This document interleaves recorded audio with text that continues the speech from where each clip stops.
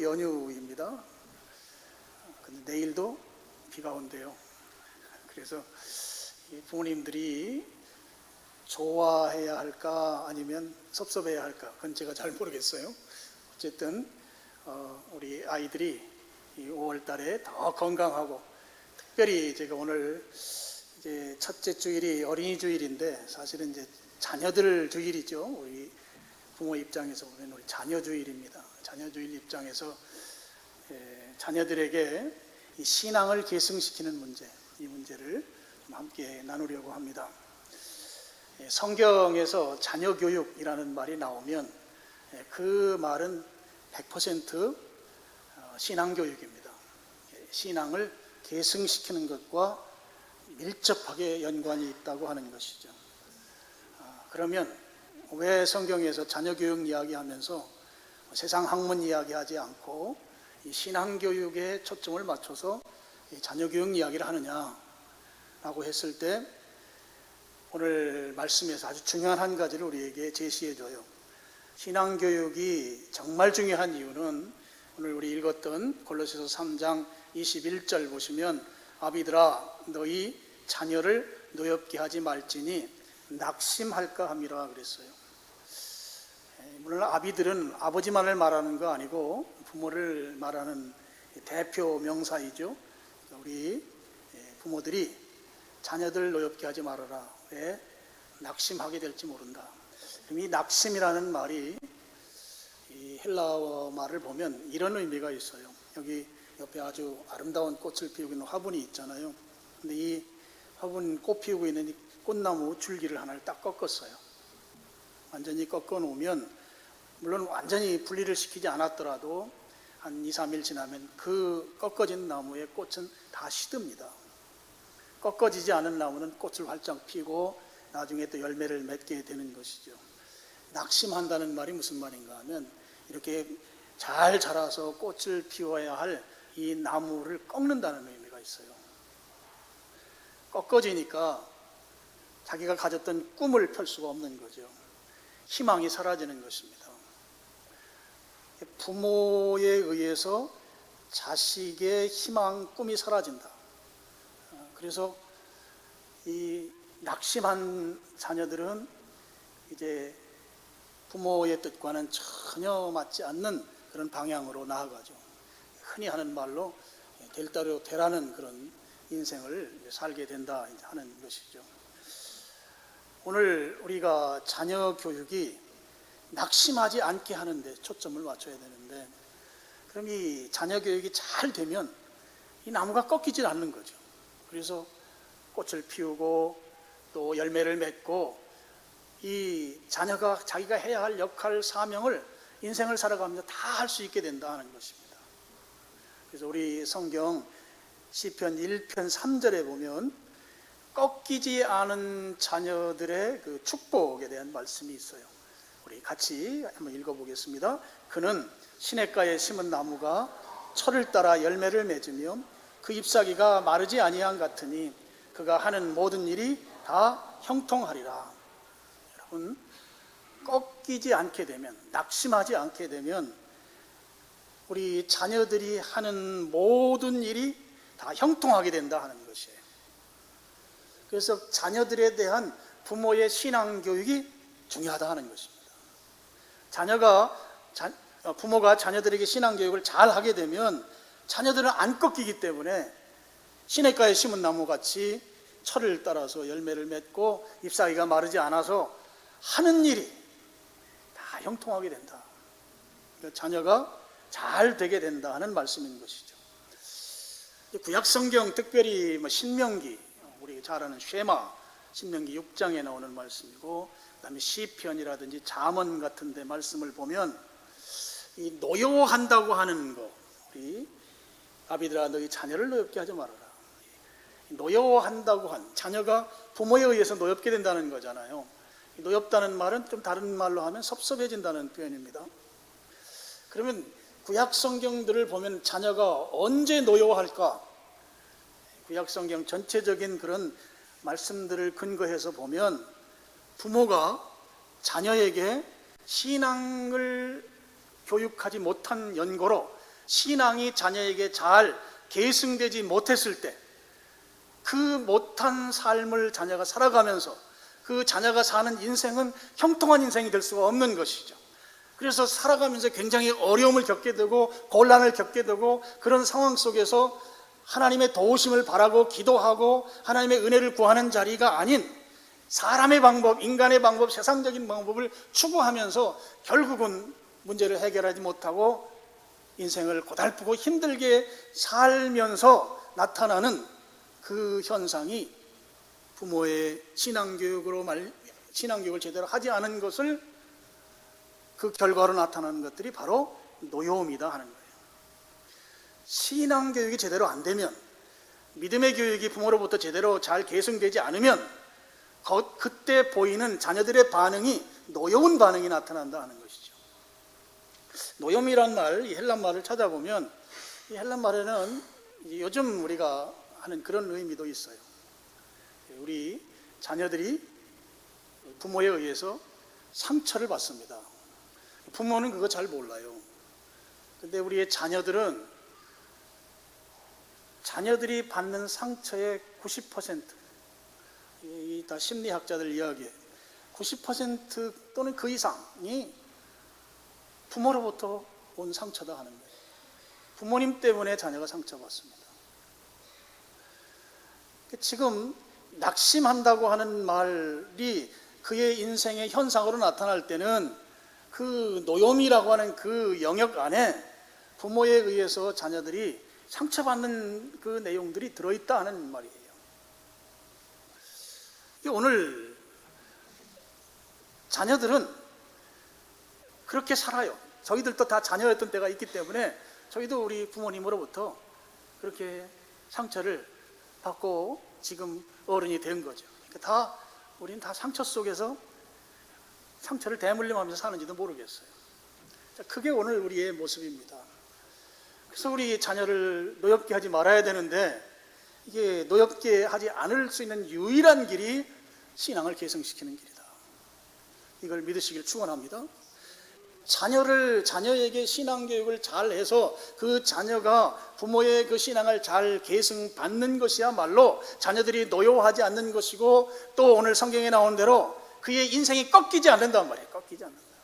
낙심하지 않는다는 것이. 오늘 저는 여러분에게, 자녀들에게 우리의 신앙을 잘 계승시키기 위한 방법 3가지를 말씀드리려고 합니다.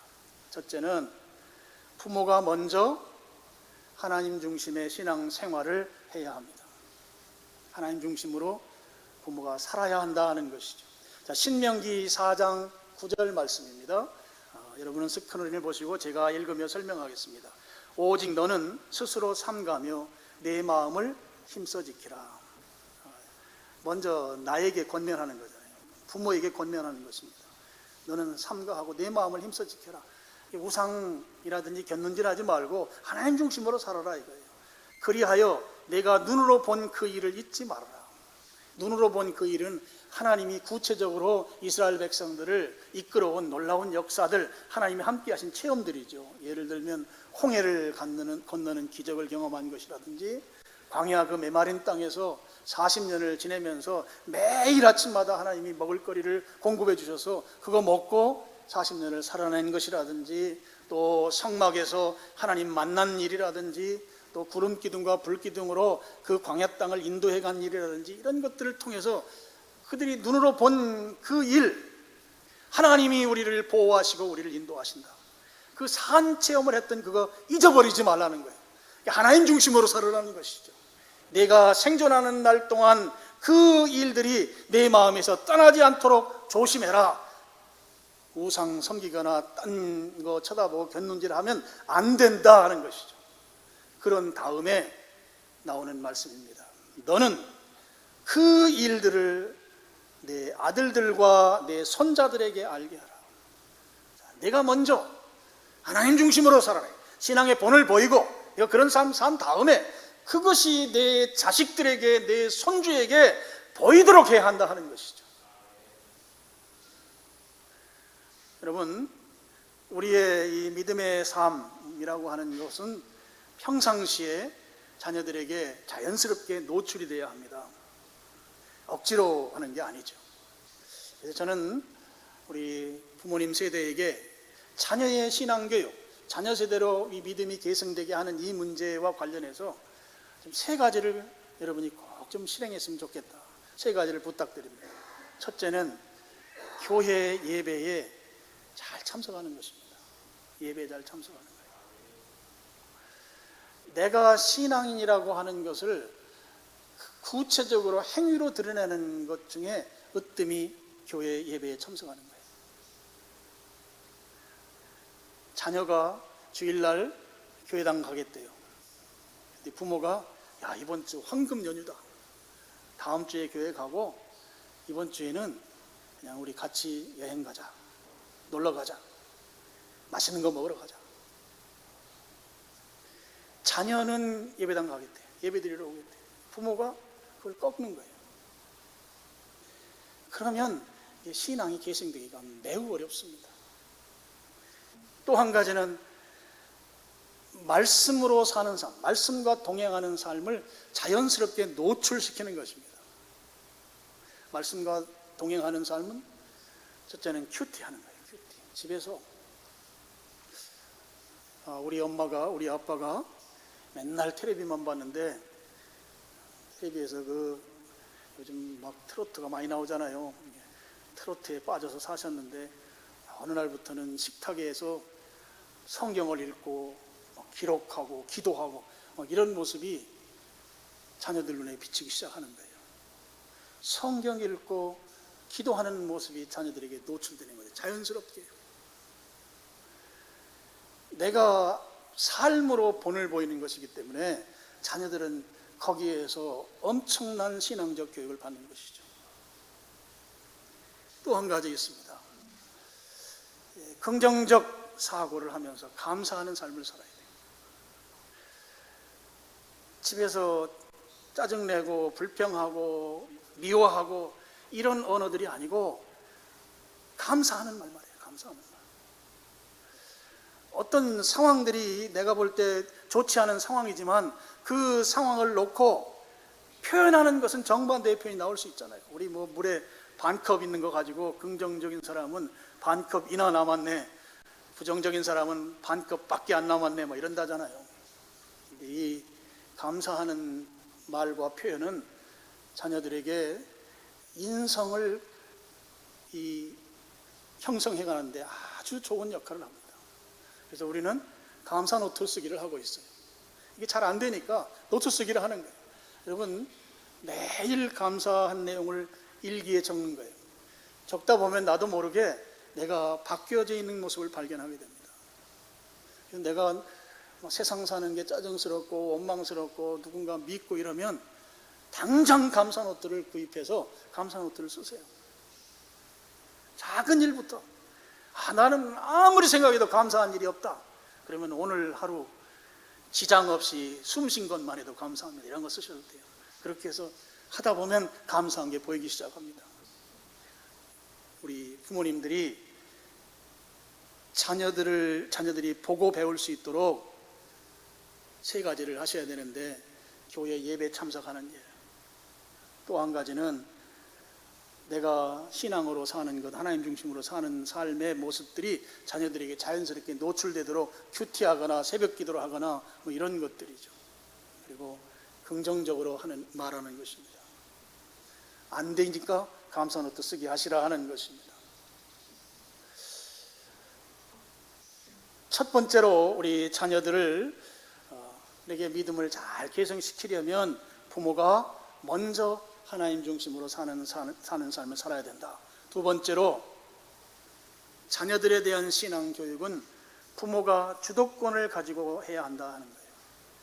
주도권이 누구에게 있는가? 부모에게 있습니다. 자녀 교육은, 특별히 자녀에 대한 신앙 교육, 자녀 세대로 신앙을 계승시키는 문제는 부모에게 맡겨준 하나님의 거룩한 사명입니다. 부모만이 감당할 수 있는 사명이다 하는 것이죠. 부모는 반드시 자녀에게 이 신앙을 계승시킬 사명이 있다 하는 것입니다. 이게 성경이 전체적으로 흐르는 부모와 자식 간의 관계 속에 흐르는 맥락입니다. 잠언 22장 6절 말씀, 여러분 잘 아는 말씀인데요, 같이 한번 읽겠습니다. 시작. 마땅히 행할 길을 아이에게 가르쳐. 부모가 가르쳐야 합니다. 가르쳐야 늙어도 그것을 떠나지 않는다. 부모는 자녀와 일생을 동일하게 이 땅에서 살 수 없지요. 부모가 먼저 하나님 나라로 갑니다. 자식들만 이 땅에 남겨져요. 그 자식들에 대해서, 남겨진 자식에 대해서 코멘트를 할 수 없어요. 우리가 먼저 주님 품에 가 있습니다. 자녀들이 알아서 살아야 돼요. 알아서 살 때 말씀 중심으로 살아야 되는 거죠. 부모로부터 계승받은 그 신앙 중심으로 살아야 되는 것이죠. 여러분, 그것을 진정으로 원하지 않으세요? 내가 먼저 하늘나라에 갔는데 이 자식들이 어려운 일들을 만났어요. 그때 하나님 앞에 나와서 몸부림치며 기도하는, 하나님 도와주세요. 제가 지금 이 힘든 일 많았습니다. 부도나게 생겼습니다. 하나님 도와주십시오. 내가 지금 이 문제 때문에 어려움이 있습니다. 하나님 도와주세요.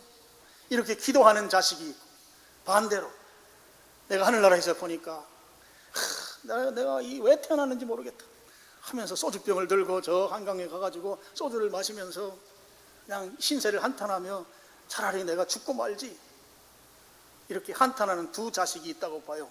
여러분, 그 모습을 본다고 할 때 어느 쪽 자식에게 여러분 동그라미를 치시겠습니까? 자녀 교육에 대한 주도권은 부모에게 있습니다. 바쁘다고 해서 등한시할 수 없고요. 교회 학교가 잘 돼 있기 때문에 교회가 다 해줄 것으로 믿고 교회한테 패스해도 안 되는 것입니다. 부모가 나서서 교육해야 합니다. 유대인들은요, 자녀 교육을 철저하게 시켰어요. 그래서 유대인들의 그 교육을 보면 제일 자녀들에 대한 신앙 교육의 1번이 성경 암송 교육이에요. 성경 암송. 암송하는 거. 그래서 그들은 밖에 나가면, 성인이 되면 여기 이마에다가 이렇게 사각형으로 된 각을 이렇게 차고 머리를 묶고 팔뚝에다도 묶고요. 이걸 테필린이라고 해요. 그 각 안에는 성경 말씀이 있습니다. 성경 말씀을 외우는 거예요. 암송이에요. 또 집 문 앞에 매주자라고 하는 이런 이렇게 길쭉한 통이 있어요. 통 열면 그 속에 성경 말씀이 있어요. 그러니까 나가든 들어가든 나는 성경과 함께 산다. 부모들이 철저하게 성경을 암송시켰습니다. 그래서 지금도 이스라엘에 가면 랍비들은, 웬만한 랍비들은 창세기부터 신명기까지 다 외워요. 구약 성경 전체를 외우는 랍비도 제가 글을 통해서 읽은 적이 있어요. 제가 보지는 못했지만 그들의 이 암송을 통해서 우리 이 뇌 속에 있는 이 암기하는 세포가 대단히 활성화되는 것 같아요. 암송시키는 게 그거 있어요. 또 유대인들은 성전 시대가 끝나고 나서 이제 각 지역에 회당을 세워요. 그래서 회당 예배에 자식들 데리고 가서 철저하게 예배 참석했습니다. 어려서부터 회당 예배를 경험시켰다고요. 그 회당 예배의 그 예배 순서를 보면 성경을 읽는 시간이 있어요. 지루하죠. 길게 성경을 읽어요. 그 성경 읽는 시간에 꼼짝 않고 그 성경 읽는 걸 다 들어야 돼요. 그리고 이제 그 회중 가운데 이 성경과 관련해서 할 말이 있는 사람들이 나와서 또 성경을 강해하는 시간을 가져요. 지루하죠. 아이들 입장에서 보면. 그 지루한 시간들을 통해서 예배 교육을 철저하게 시킨 거예요. 자녀들에게. 그러니까 그들은 이 예배를 떠날 수가 없는 거죠. 그리고 구약시대에는 자녀들에게 철저하게 이 절기의 예루살렘 성전을 참석하는 것을 통해서 신앙교육을 시켰습니다. 여러분, 외지에 살면서 예루살렘 성전에 가서 그 절기라고 하면 유월절, 오순절, 칠칠절이라고도 부르죠. 그 다음에 초막절, 이 세 개의 절기가 3대 절기인데, 이 3대 절기 때 유대인들은 예루살렘 성전을 방문했습니다. 방문할 때 오늘날처럼 우리가 부산에 갈 때 아침에 KTX 타고 가서 부산에서 일 보고 저녁에 KTX 타고 오는 그 하루치 이렇게 왕복이 아니에요. 구약시대에는 성전에 가려면 여비도 준비해야 되고 가서 드릴 예물도 준비해야 되고 가서 잠자려면 그 모든 비용을 준비하는데 최소한 그들이 1년 12달 가운데 적게는 2달에서 4달을 열심히 일해서 모아야만 성전 방문 비용이 생기는 거예요. 근데 거기에 가족들과 함께 가게 되면 거의 어떤 측면에서는 가난한 사람들은 1년 내내 돈을 모아야 성전에 참여하는 거예요. 이 절기에 예루살렘 성전에 가족들이 방문합니다. 방문해서 6월절에는 누룩 없는 빵을 먹으면서 자기 민족이 애굽에서부터 출애굽한 그 역사를 이야기하고, 오순절이 되면 모세 오경을 읽어요.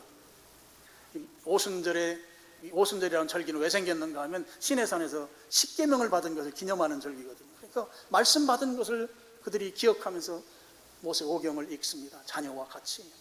그리고 초막절이 되면 집에서 자지 않고 집 밖에 텐트를 치고 일주일 동안 집 밖에서 가족들이 같이 지내면서 자기들이 출애굽해서 광야에서 살아오면서 그 살아오는 동안 하나님이 인도하시고 축복하시고 역사하신 그 체험들을 자녀들에게 교육하는 거예요. 신앙 계승을 위해서 절기를 활용했던 것이죠. 그렇게 지금도 그들은 하고 있습니다. 여러분, 우리의 자녀들에게 있어서의 신앙교육은 부모가 주도권을 가지고 해야 한다. 왜 부모는 그렇게 할 수 있는가 하면 부모는 자녀들에게 가장 영향력 있는 교사입니다. 3가지 특징이 있죠. 가장 많은 시간을 자녀와 함께 보내는 사람이 부모예요. 세상에 어떤 사람들보다도 가장 많은 시간을 자녀와 부모가 같이 보냅니다. 같이 시간을 보낸다고 하는 거 교육 효과가 있는 것이거든요. 그리고 배우고 가르치는 데는 배우는 자와 가르치는 자 사이에 신뢰관계가 있어야 되거든요. 근데 이 신뢰관계가 부모와 자식 간에는 이미 형성이 되어 있습니다. 교육 효과가 높다는 것이죠. 그리고 또 한 가지는 부모가 자녀의 특성을 세상 누구보다도 가장 잘 알죠. 자녀들의 기질을 알고, 자녀들의 처한 상황을 알고, 자녀들의 친구 관계를 알고, 자녀들이 지금 무엇을 고민하는지를 부모가 제일 잘 압니다. 그래서 여러분, 신앙교육은 부모가 주도권을 가지고 참여해야 한다 하는 거예요. 2번째, 신앙 계승을 위해서 해야 할 2번째 일입니다. 3번째는 교회와 협력해야 합니다. 여러분, 지금 우리가 사는 시대는 그야말로 이 지식 정보가 홍수처럼 쏟아지는 시대예요. 홍수 때는 먹을 물이 없다고 그야말로 쓰레기 같은 정보들도 많이 있습니다. 그런 이 지식 정보가 쏟아져 나오고, 거기에다가 AI라고 하는 것이 이제 앞으로 우리 삶을 거의 통제하는 내지는 주관하는 그런 시대가 올 것 같아요. AI라고 하는 말은 쉽게 말하면 컴퓨터 인간을 말해요. 컴퓨터가 생각하고, 컴퓨터가 자기 뜻대로 의지대로 활동하고, 뭐 이런 시대가 온다 하는 것이죠. 이미 와 있습니다. 최근에 여러분 자동차, 최근 차들은 이런 AI 시스템들이 지금 다 장착이 되어 있고, 핸드폰에도 엄청난 정보들이 다 들어있고, 그런 AI에 쉽게 접근할 수 있는 것들이 지금 물밀듯이 지금 오고 있는 시대입니다. 자, 이런 시대, 지식과 정보, 또 학교 교육, 학원 교육, 이런 것에는 우리가 매진합니다. 우리나라 사람들만큼 자식들에 대한 이 지식 교육에 이렇게 열심을 내는 민족이 아마 거의 없다고 해도 과언이 아닐 거예요. 여기에 반해서 이 신앙을 계승시켜야 되는 이 신앙 교육에 관한 이 부분에 관해서는 우리 부모들이 너무 무관심하고 있다는 거예요. 이 둘을 대비해서 볼 때 학교 교육, 학원 다니는 거, 또 지금 우리 시대에 꼭 필요하다고 여기는 이 등등등의 그런 요소들은 부모들이 정말 열심히 자녀들에게 교육해요. 그런데 신앙교육과 관련해서는 거의 손을 놓고 있는 것이 오늘 우리의 현실 상황이 아니냐 하는 거예요. 교회와 협력하라는 말은 부모님들이 교회에게 자녀들을 맡겨놓고 손 떼라는 말이 아닙니다. 부모는 여전히 주도권을 가지고, 교회는 제가 지금 오늘 시대의 이 신앙교육은 교회는 어시스턴트 역할, 보조자 역할 정도밖에 할 수 없다. 그런 시대가 되었습니다. 시간적으로도 그렇고 교회가 가지고 있는 인프라도 그렇고. 그래서 교회는 돕는 자 역할, 다만 협력해야 된다 하는 것이죠. 그래서 교회는 필요한 교육 자료를 부모들에게 제공하고 부모와 긴밀하게 연락하면서 함께 기도하고 협력하는 것, 이게 꼭 필요하고, 교회 없이 자녀들에게 신앙을 잘 계승한다고 하는 것은 불가능하다 하는 걸 여러분이 꼭 기억하시길 바랍니다. 저는 이제 60이 넘었습니다. 저희 세대는 물질적으로 넉넉하지 못해서 어린 시절을 힘들게 보냈어요. 지금 우리의 자녀들은 물질적으로 너무너무 풍요로워요. 그런데 저희 세대보다 훨씬 더 힘들어하는 시대를 살아요. 왜 그런가? 여러 이유들이 있겠습니다만 제가 볼 때는 너무 경쟁이 치열해요. 이건 유치원 때부터 너무 치열해요, 경쟁이. 그러다 보니까 이 아이들이 그 치열한 경쟁 속에서 유치원 다닐 때, 어린이집 다닐 때부터, 또 초등학교 다닐 때, 중학교, 고등학교 다닐 때 하면서 이제 대학쯤 가면은 탈진이 되는 거예요. 번아웃이 돼요. 여러분, 지금 고등학교에서 그 수시로 입학하는 제도 있잖아요. 그건 아이들 학교 생활 체크하고 또 내신 성적을 참고해서 대학교 들어가는 거잖아요. 저는 취지는 굉장히 좋다. 평상시에 공부 잘하고 학교 생활 잘하는 거 점수 매겨서 대학 가는 거 좋은데, 근데 이거에 역작용이 있죠.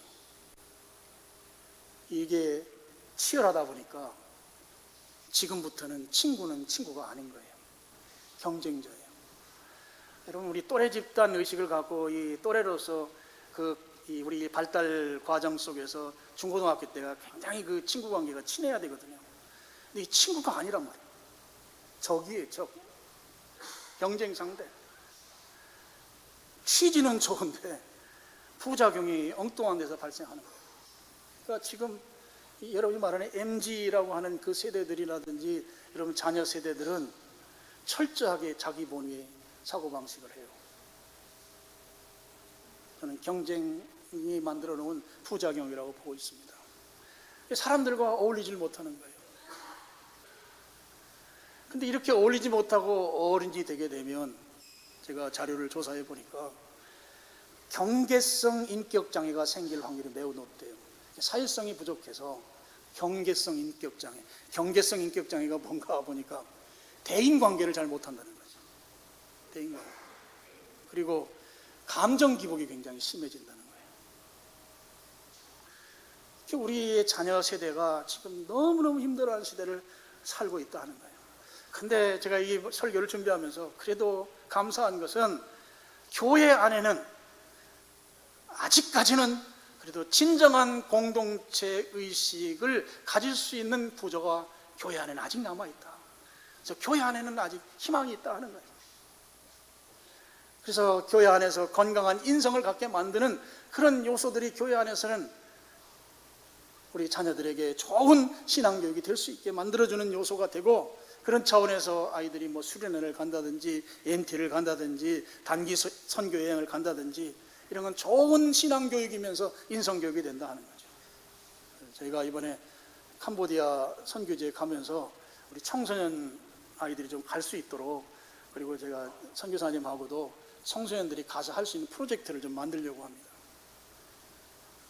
그래서 가가지고 할 수 있도록. 그래서 가는데 그냥 가라고 하면 안 될 것 같아서 1인당 10만 원씩 장학금을 줘가지고 좀 보내려고 지금 생각하는데, 이건 부모님들이 적극적으로 좀 보내주시면 좋겠어요. 자녀들에게 신앙교육 하는데 또 중요한 한 가지가 있어요. 신앙교육 때가 있다 하는 거예요.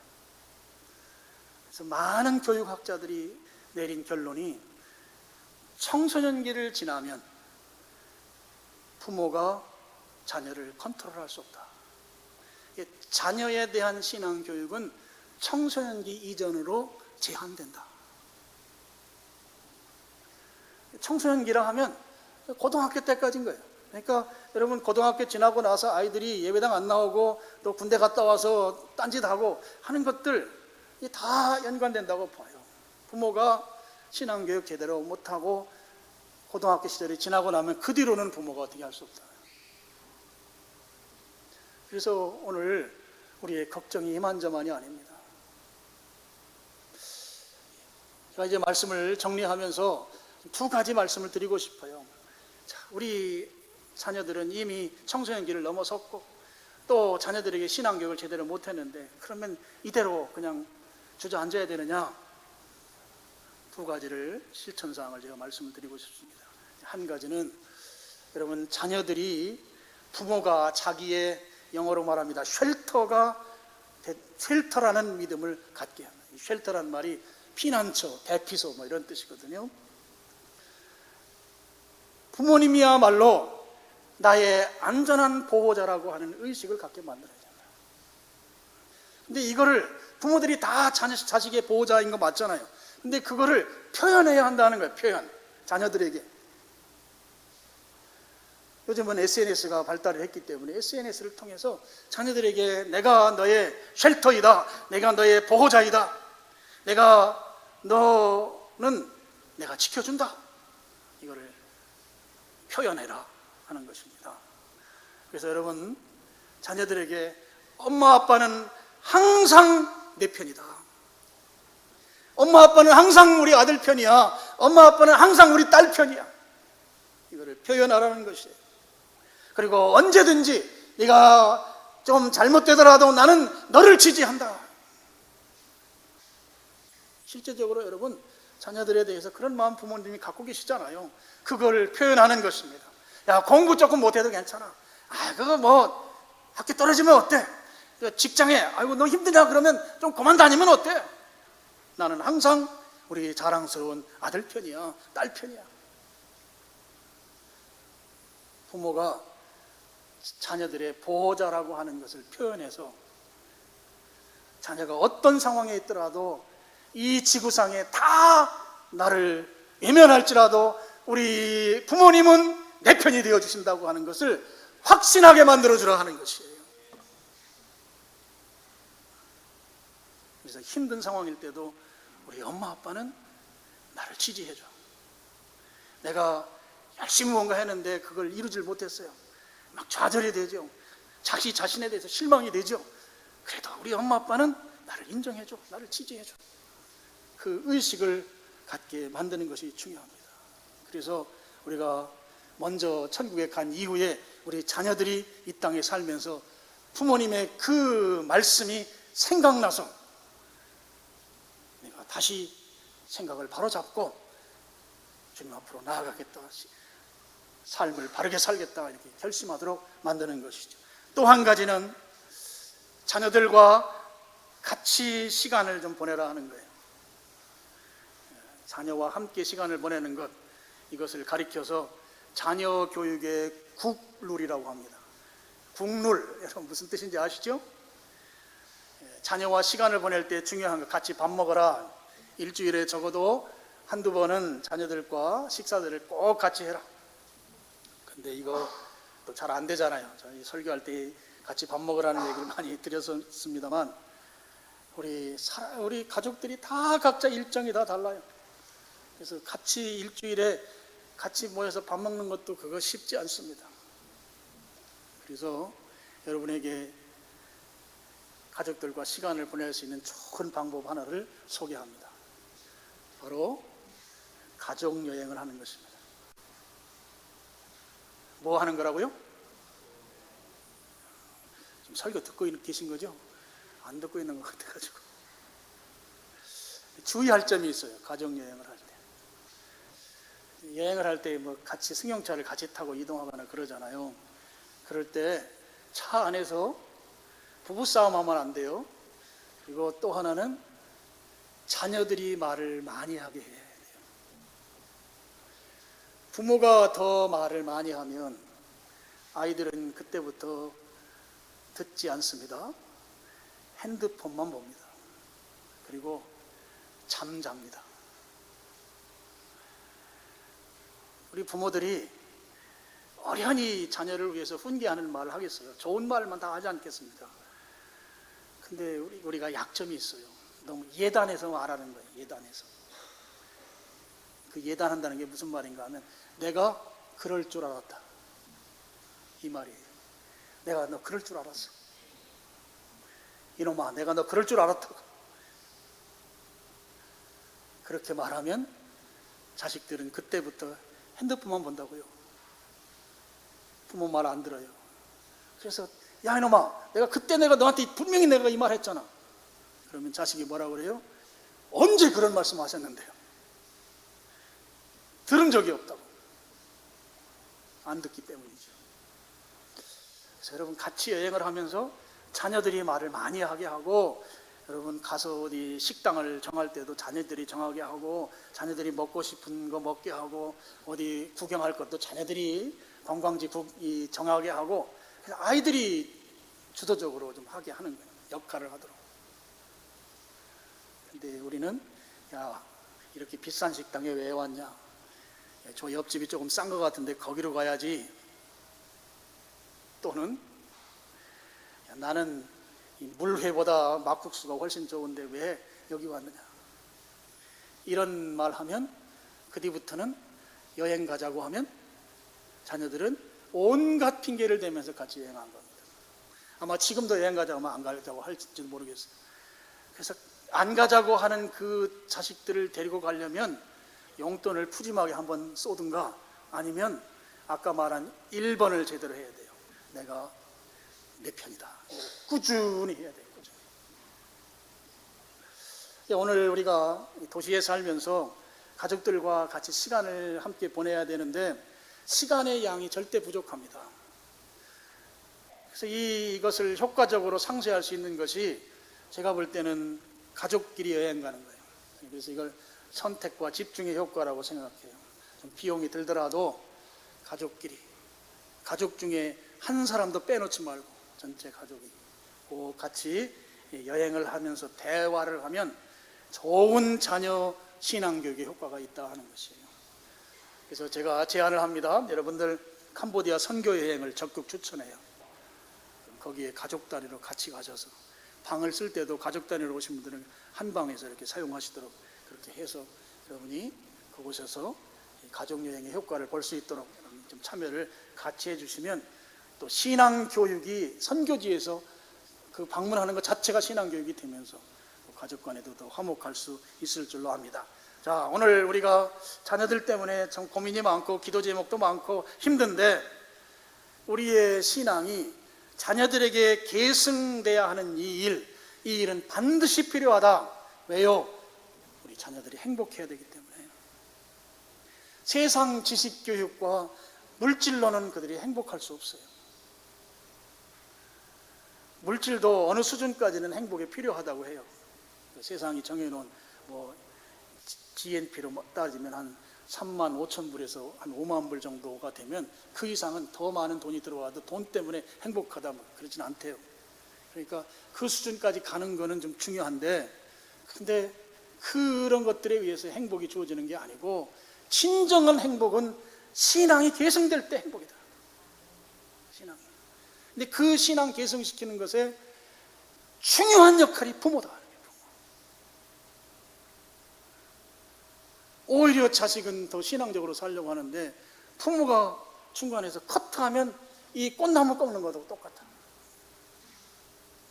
오늘 여러분이 먼저 본을 보이시고 또 여러분이 주도적으로 자녀들에게 신앙교육에 참여하시고 교회와 협력해서 그렇게 신앙교육 잘하고, 오늘 말씀드린 대로 자녀들에게 내가 너의 든든한 후원자이고 보호자라고 하는 이 사실을 말해서 표현해서 자녀들이 인식할 수 있게 만들고, 또 요즘 너무 바쁘게 사니까 휴가를 잘 정해서 가족여행을 같이 하고, 국내도 좋고 외국도 좋아요. 가족여행하면서 대화를 많이 나누되 부모는 되도록이면 말을 적게 해라. 자식들이 말 많이 하게 하고 행동하는 것도 많이 하게 해라. 그렇게 하다 보면 부모가 가진 신앙이 자녀에게 잘 계승된다. 오늘 어린이주일 맞이해서 특별히 자녀주일인 것이죠. 자녀주일 맞이해서 여러분이 그렇게 여러분의 신앙을 여러분 자녀 세대에게 잘 계승하기를 주님의 이름으로 축원합니다. 기도하겠습니다. 아버지 하나님, 오늘 우리의 신앙이 자녀들에게 잘 계승되어야 할